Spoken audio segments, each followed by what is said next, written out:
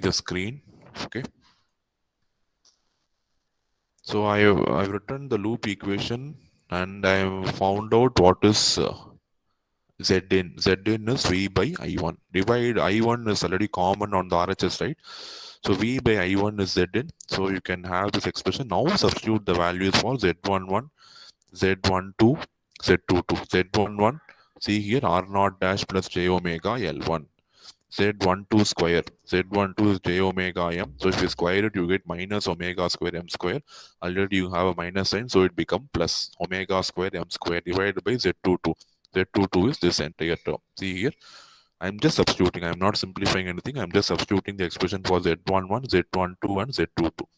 For this, you get at resonance. You know, at resonance, omega naught, all the capacitance and all the inductance, the tank circuit will be tuned to the same frequency. So L2 C2 dash and L1C will tune to the same frequency. So you see here at resonance, this denominator, this term will become cancelled.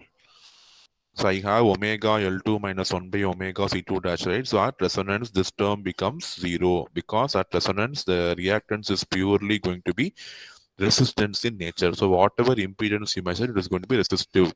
So at resonance, in the second term, this J term will become 0. The remaining terms will come. At resonance, the Zn will be equal to R0 plus J omega L1 plus omega naught square M square by Ra dash. We are more bothered about resonance because that is where the frequency we are operating. Okay, so we are very much concerned about at omega equal to omega naught where we are operating. And you know, in the when you are going to use a transformer, the mutual coupling is very, very larger. So when you compare the terms here, definitely when you compare the first and last term, since m is dominant, m square will be even more dominant. So when you compare first and last term, this first term is insignificant. So I can neglect the first term.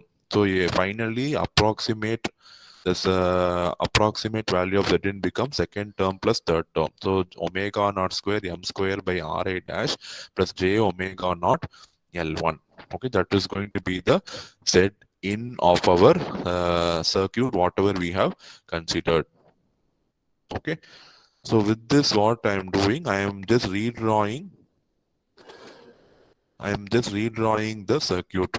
So this was our original circuit, but now see the Zn appears to be omega naught L1, means you will have an inductor in series with the resistance, and the resistance value is given by omega square m square by Ra dash. See here, L1 in series with this resistance, omega naught square m square by Ra dash. Okay, so now this is the modified primary side of your transformer. So we have neglected this. We told that L1 and R0 dash was there, but actually it is a combination of these two things. Okay, so L1 internally has two components. L1 has a resistance in terms of omega naught square m square by Ra dash in along with j omega naught L1. So that is what we have replaced here.